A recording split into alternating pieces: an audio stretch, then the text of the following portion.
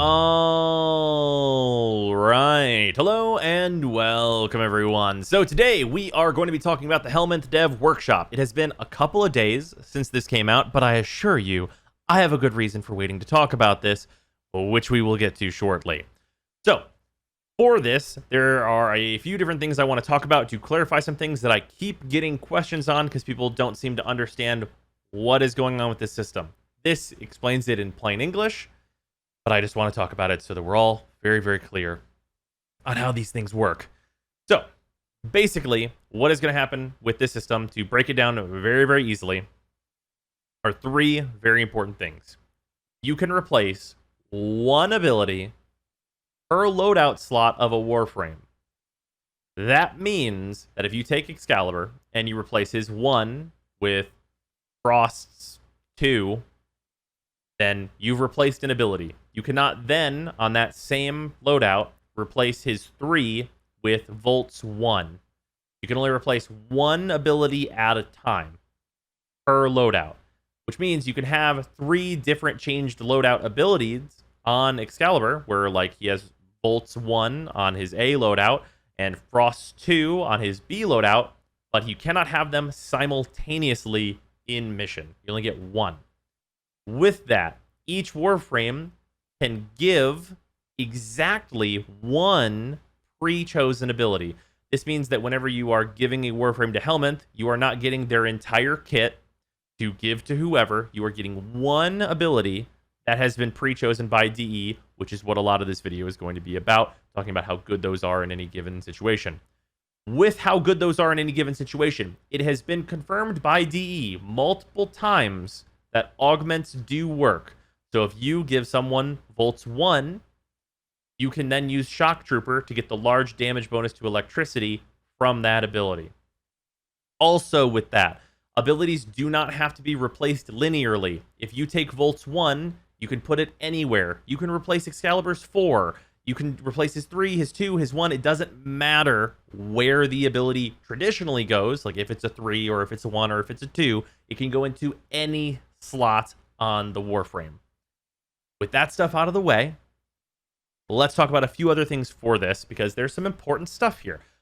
This system, they are categorizing as being for very experienced Warframe players, and they are limiting it to Mastery rank 15 as prerequisite. This is very high. As we know from prior data that has been given to us from DE, most players that are active in playing Warframe range from MR 10 to 12 for their most populated MRs. This is pretty considerably above that. So that's very interesting. And they've even made a note here that they do not intend to let newer players unlock this system. And that seems pretty serious for not letting eventually, the reins come off of this and let, ye old MR4 just start replacing abilities on their frames. This is going to be pretty deep into progression. Also, it is a segment that is going to be in the Entrati Syndicate, which is going to be on the Heart of Deimos when that launches. With that, that also means that on launch of the expansion, we are probably going to have a few days before we can get access to this segment, because it's likely at probably like rank 5 before we can start subsuming our Warframes and getting these abilities to go everywhere. Which means that the higher MR you are, the earlier you're going to have access to this if you're doing your rep farms every day.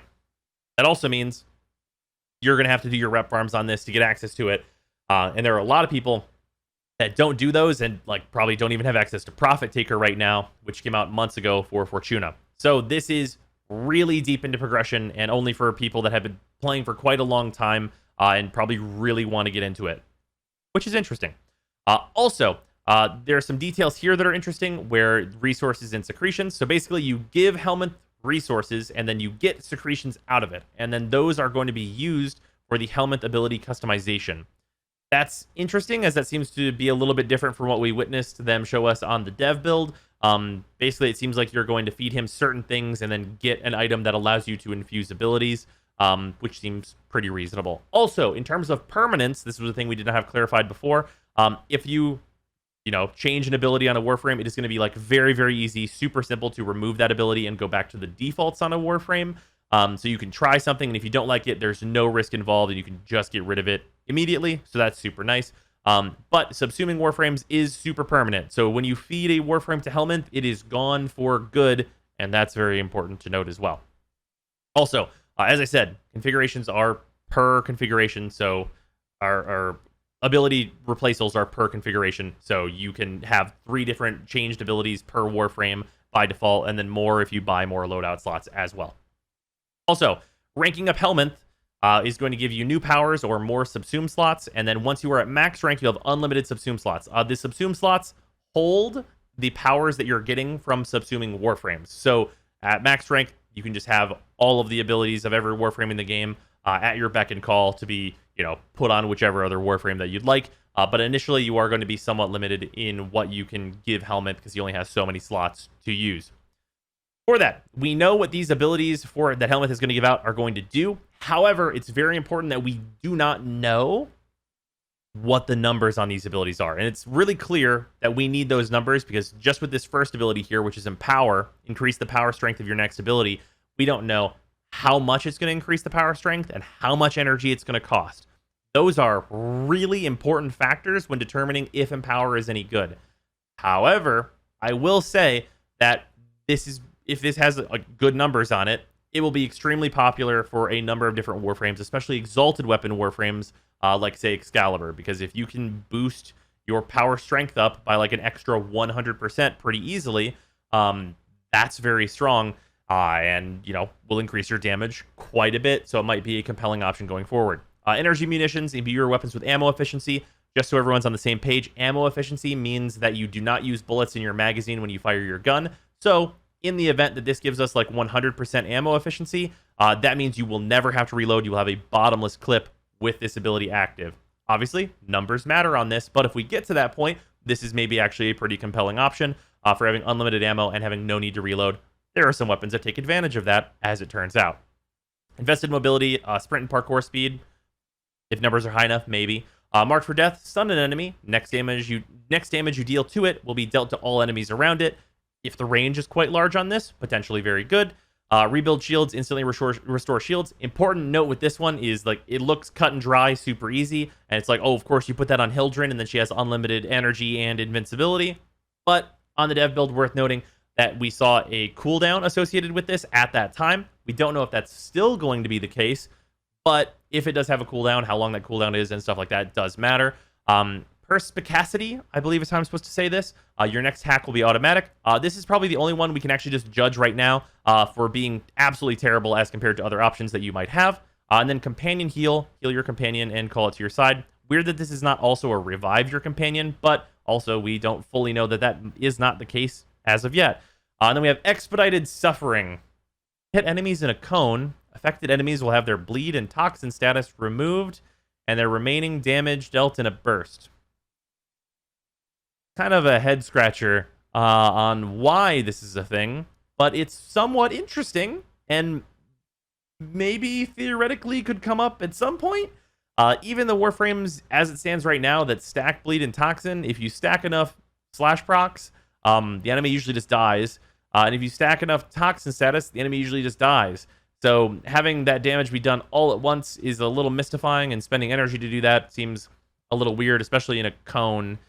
You'd think this would just be like a gigantic area where you could just activate it and like have some cool stuff happen, but it seems a little weird as just a description for an ability. Maybe there's some multiplier that's attached to this somehow to make it worthwhile. Kind of a weird one. With this, we have the full list of abilities that are going to be given to each Warframe. The link to this can be found in the description and in the comments below.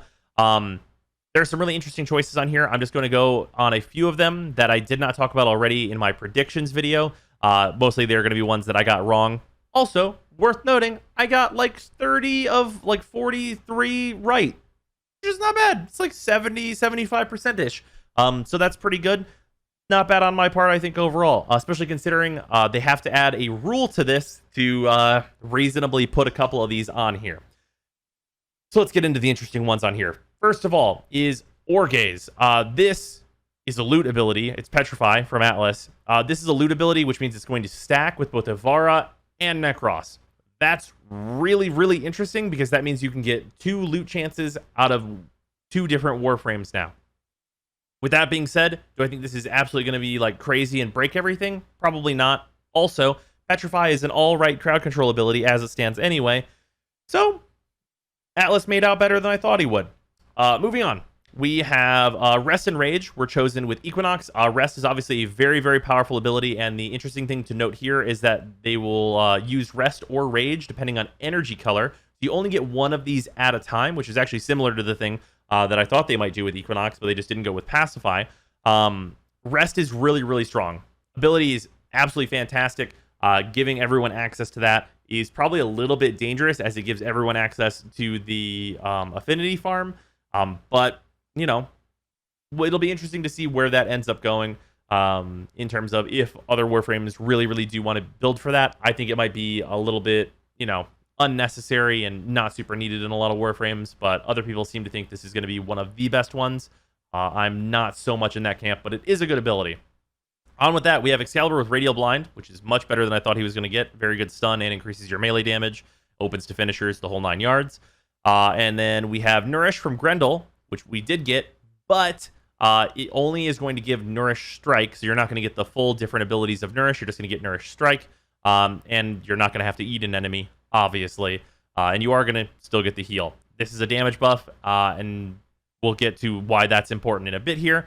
Pillage, it'll drain energy instead of shields. That is a notable nerf for this ability, I think, overall, but still pretty reasonable. We got Quiver on Ivara, which is outrageous. I'm going to say this is outrageous. They're giving us only 2 of the arrows, which is Cloak and Noise. But the important thing here is that we got Cloak, which is really, really strong. Like, absurdly strong. That's invisibility for any Warframe. Plain and simple, that's invisibility for any Warframe. If your Warframe has trouble surviving, they now don't have trouble surviving as long as they build duration. That's extremely powerful. It's just really, really good. Along with that, it's usually stationary, but it is worth noting that you can shoot your Sentinel with this, which will also affect you if you have a decent amount of range.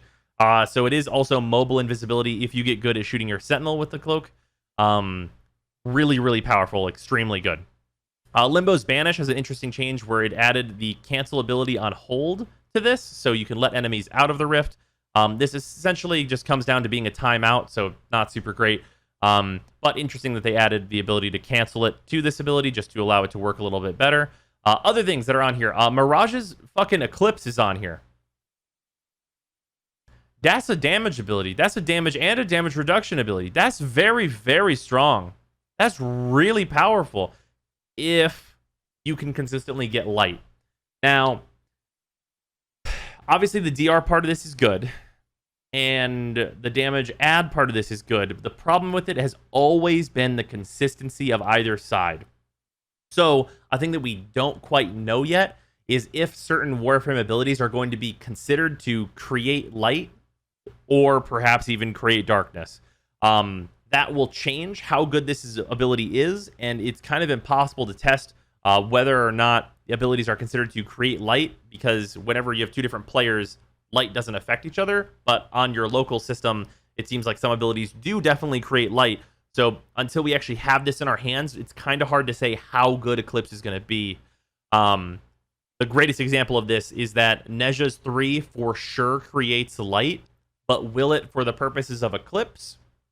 We don't know. If it does, probably an extremely good choice on Nezha. If it doesn't, probably kind of meh. So this one's pretty up in the air. Really interesting that they would give us Eclipse at all, though, as that is like the crux of Mirage in a lot of different ways. Very surprised to not see Mirage's 2 here. Moving on. A surprising one to me, and also a terrible choice, is Nyx's Mind Control. This is like more iconic for Nyx, I feel, and also way worse of an ability. I really wish we had gotten Nyx's 2, because, like, yikes. Absolute yikes. On Protea, we got Dispensary. That'll come up later. And then on Rhino, we got Roar. Let's just glance over that. Let's just move on. No, I'm kidding. We got Roar. They gave us Roar. Roar is a thing you're going to be able to put on any Warframe. All of them. Any ones you want, all of them. All of them. You're going to be able to put Roar on other Warframes. If you do not have an extra set of Rhino building, I would highly encourage you to do that. Because Roar, R-O-A-R. That's really good. This is one of the best abilities, period, in the whole game. And it's going to be given to everyone willy-nilly. That's extremely, extremely powerful. And whenever we start talking about the ratings of these abilities, that's going to come into big play. Moving on. Trinity's Well of Life has been changed and buffed. Worth noting that here is noted most of the change, but not the whole thing. It's now a small amount of heal over time over a large range, and if you hit the enemy, a % of the damage dealt gets converted into an AoE heal. So that's nice. It's a buff for Will of Life. Also with this, it is no longer, whenever you use it on them, they gain a bunch of health. Now they work like Nyx's one targets do, where they're invincible, and they take any damage they would have taken at the end of the ability, but still kick out the heal. So that's pretty nice. It's like a much better healing ability now. Not that that'll probably ever really come up for Trinity. But yeah, it's a much better ability now. Do I think it'll move the needle too much? Probably not. Then we have Valkyr. Valkyr is giving out Warcry, not her shitty 1 or her shitty 3. Literally her entire kit of Warcry with Eternal War. All the melee-based Warframes are extremely excited to hear this, especially the ones who also would appreciate some more armor. So yeah, this is an extremely, extremely powerful ability that cannot be underestimated. And also, Valkyr is so much worse now, because this is... Honestly, I would consider Warcry to be about 90% of what's good about Valkyr, with her 4 making up the other 10%. So that's very powerful. Vauban is giving out Tesla Nervos. This is much more interesting than giving out his 3 because of Tesla Bank. Do I think this will be super used? Probably not. Wisp is giving out Breach Surge, as we talked about. And then we know that Zaku is giving out Zada's Whisper. Zada's Whisper is Zaku's 1. We do not know how good that ability is yet. Like, if it will affect Eidolons. Don't know, not super clear right now. They kind of seem like they were debating it, but probably not.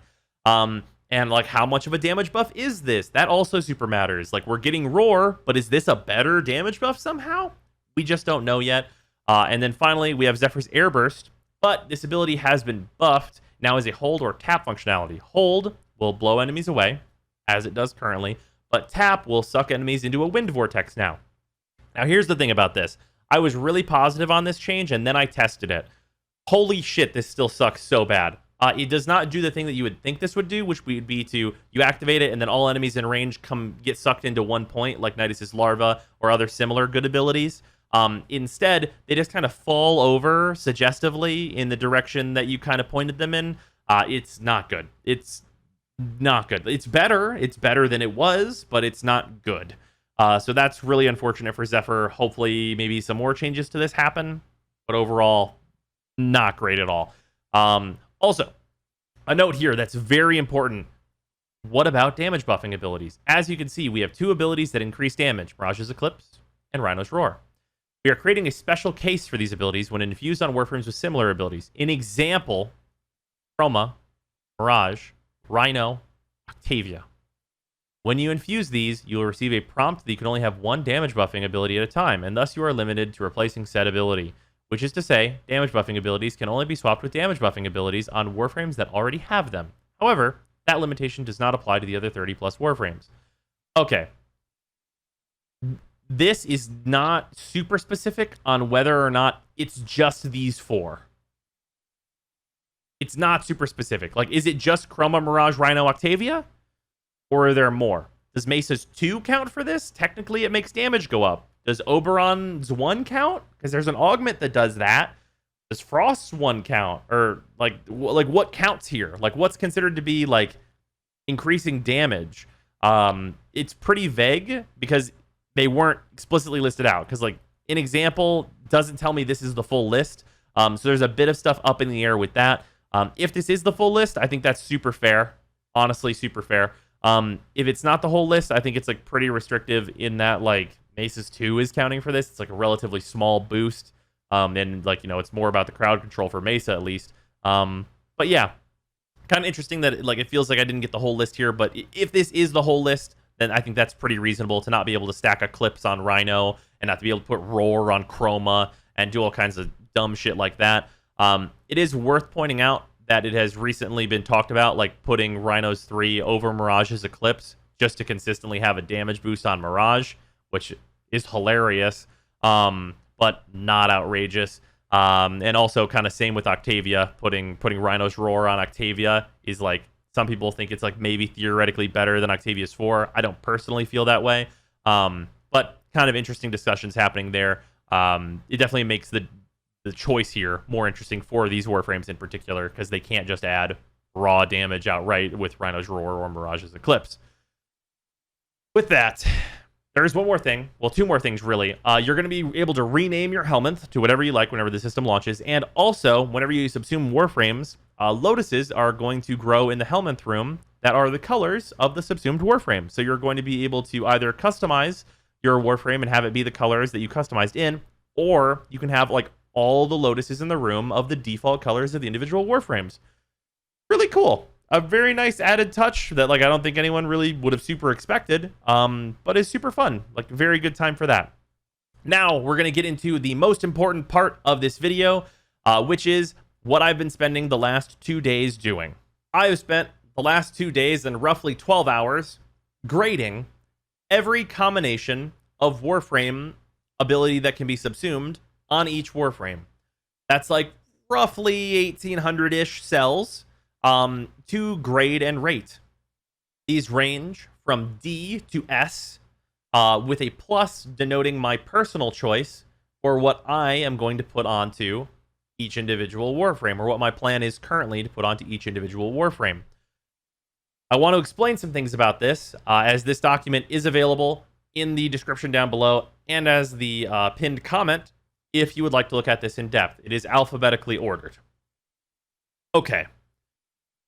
Here's the thing about this. The ratings are going to confuse some people, and I'm already ready to get comments that don't understand the way that I'm rating most of these abilities.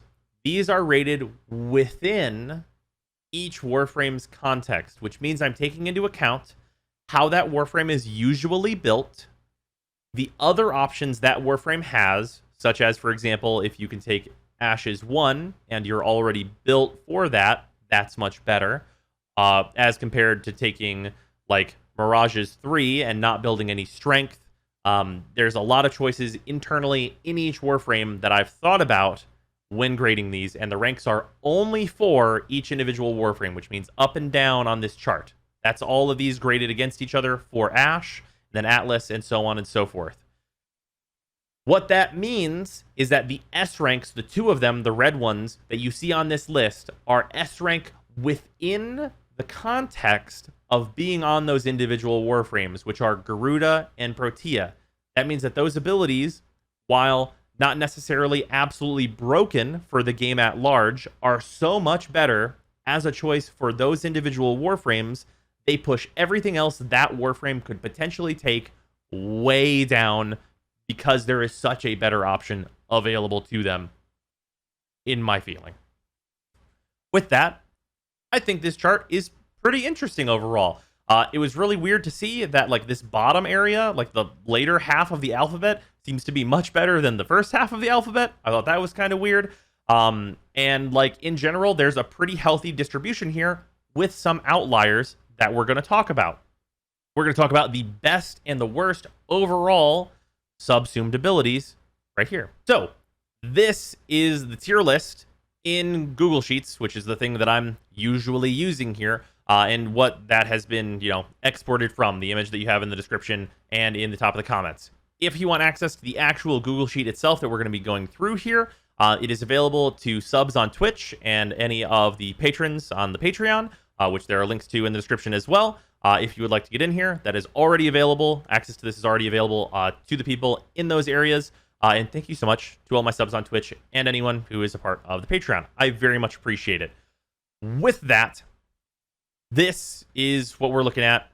Obviously, this is much more zoomed in. And we're going to go over their overall kind of GPA, as it were, across all abilities. So this has aggregated the scores and done a point-based system on how good these are individually overall.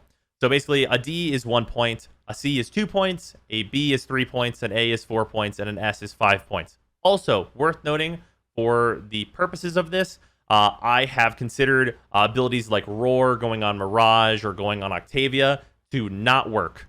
They are just like not applicable, and they are a score of 0 for those given Warframes because, you know, it is a downside to not really be able to take it without getting rid of, in usual, your best ability.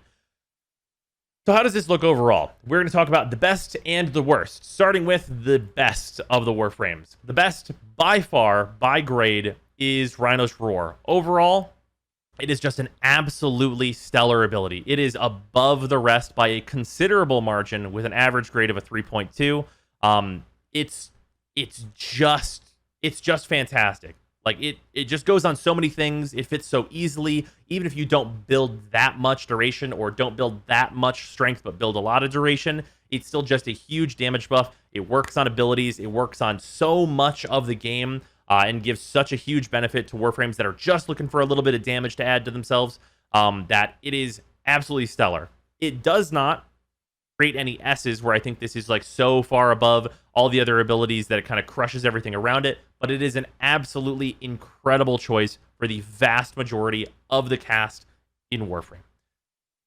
With that being said, Nidus's Larva is not that far behind. Larva is extremely good and earned one of the S's that I've given out, which is the combination between Nidus's Larva and Protea.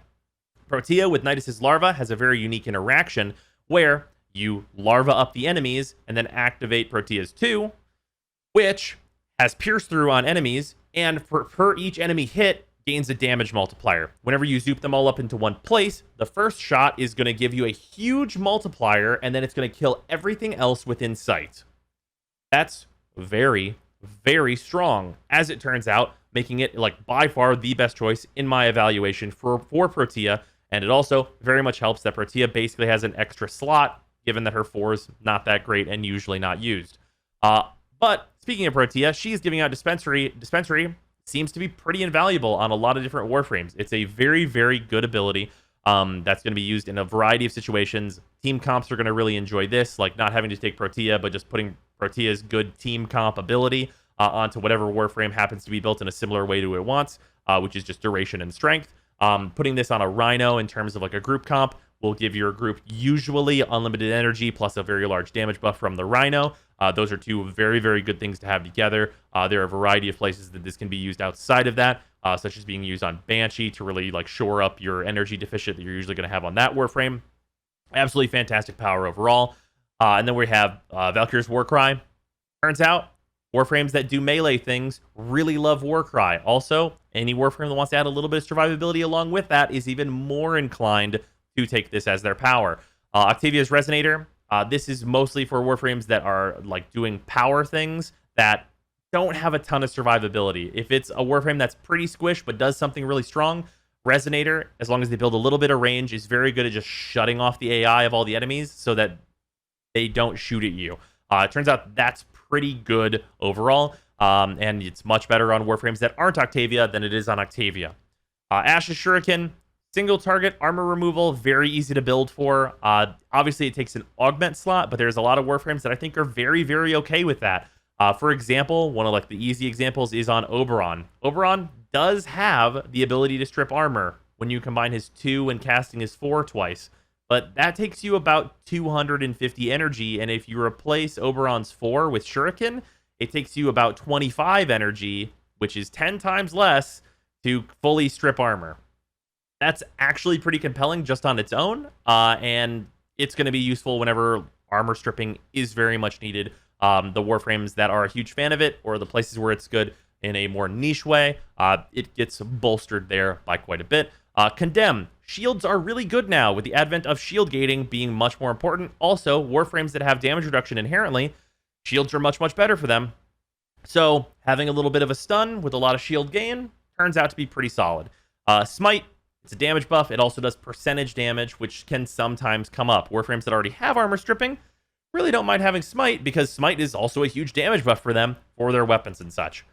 Breach Surge. Breach Surge turns out to be a pretty good combination with its S rank, which is Garuda, because that creates an infinite damage loop, which I'm going to make a video on all its own. Don't worry. But also really good with Warframes like Saren, who are going to be using it to propagate a bunch of Breach Surge Wisps to go out and kill a bunch of enemies, because it's going to proc off of things like Saren's 1. Warframes that are really AoE centric are going to be pretty bolstered by this as a damage increasing ability, but I don't think it's like an insane choice overall. On that same train is Grendel's Nourish, having a heal plus a damage increase of toxin damage. Really solid, not a bad choice by any means. I do think for damage, this is generally being pushed down a little bit because Roar exists. But on Warframes such as Chroma, if this is not considered to be like one of like the top tier damage abilities you can't combine, this is an ability that you would probably consider for Chroma, because replacing his 1 with this is going to increase his damage and give Chroma access to a heal, which he wouldn't normally have. And then we have like Hildren's Pillage, which is good, like armor stripping and like gaining shield, stuff like that. Molt, Eclipse. Eclipse, a little finicky. This grade could go up or down pretty considerably based on what abilities are considered to create light or not. And then Ivara's Cloak doing pretty well here, but, you know, there's lots of options here. And, like, there's a lot of good options on this list, pretty much going all the way down to Excalibur's Radial Blind, where I think there's, like, a pretty steep fall off. Which then brings us to the worst abilities. There are a number of abilities that are bad. Now, on the top of this list is obviously Zaku, because they average out at 0, because they don't have any grades yet, because we don't know everything about that ability, so ignore that. But outside of that, we have Ember, Frost, Gara, Limbo, Loki, Nyx, Revenant, and Zephyr, rounding out the bottom 8, all tied for the worst ability to subsume. Now, I'm not saying these are all equivalently bad, but given the choices that we've been presented, these are all not great choices at all. They've received Ds across the board for all of these abilities, and they're just not great. Obviously, there's like maybe a place I think someone's going to be able to find a spot for Fire Blast, but it's not fantastic. And then outside of that, Ice Wave, Spectro, Banish, Decoy, Mind Control, Reave, and Airburst are all truly, truly horrible. They are just not worth it compared to even some of like the very, very easy options where like you're doing very minor things, like even taking Volts 1 over any of these, I think is going to be a huge improvement for any Warframe. Just really not great stuff. Ember's Fire Blast, like I think it's possible that I've rated this a little low and maybe it deserved a couple of C's in places, but for the most part, like these are really trash abilities, and the next 4 are not doing much better, all tied with 1 C. Rage always has been a bad ability. The 1 C that it does have is on Octavia, because there's maybe a little bit of a reasoning on that, to take that so that enemies get to your 1 faster, but I think that's pretty niche and not that great personally. Gauss's Thermal Sunder has 1 C, which is on Limbo, which maybe you freeze enemies and then exit the rift, and that's like kind of safe. Pretty edge case material there. And then Mag's Pull. I think this maybe has some potential to be used with Greedy Pull, but probably little reason overall whenever you have access to things like Ore Gaze and stuff. And then also we have Terrify, which is, it's a crowd control ability that makes enemies run away from you, and in a game where we want everyone to die, this is kind of just doing the inverse of what Nidus's Larva is doing, which is, you know, getting enemies more spread out and harder to kill, as opposed to crowd controlling them and making them all very easy to kill in one centralized location. So yeah, that kind of rounds out like the worst abilities on this list. For anyone who was curious, I think overall, this is like a really, really solid list of powers. It might look kind of weird if you're just looking at it like this, where like everything seems to be kind of localized here, and you can tell that like Rhino has like a pretty commanding lead here. But I do think that there are some choices on here that they could have made that would have rounded like a lot of like where the A pluses are and stuff out tremendously. If they were willing to go for like Rhino's Roar, I think they should have also been willing to go for Trinity's Well of Life. I think they should have been willing to go for like Loki's 2. Like if we're gonna get Cloak, why not Loki's 2? Like, is Loki's 2 that strong as compared to Roar? Like, I think there's like a compelling argument between those two. Like Cloak Arrow, if they'd given us Cloak Arrow and Sleep Arrow, that combination of two things becomes like pretty interesting, I think. I think there are a lot of options where they could have gone with like a higher power level, and there's some places where they did go with the higher power level, and I think it really shows in some of like the weak choices, like going with Nyx's 1 instead of her 2 and things like that. Overall, still, I'm very excited. I think this is going to be super interesting to get into and do, and I'm very excited for the update. But yeah, hopefully you guys have enjoyed this. Once again, you can check out the chart and stuff in the description as it stands with this video. But if you want to see it as I update it, as we get closer to the heart of Deimos, as we learn new information, that stuff, once again, is limited to Twitch subs and people on the Patreon. So, much appreciated to everyone in those places and everyone who's watching the video. Hopefully you guys enjoyed this, and I will see y'all later. Goodbye, everybody.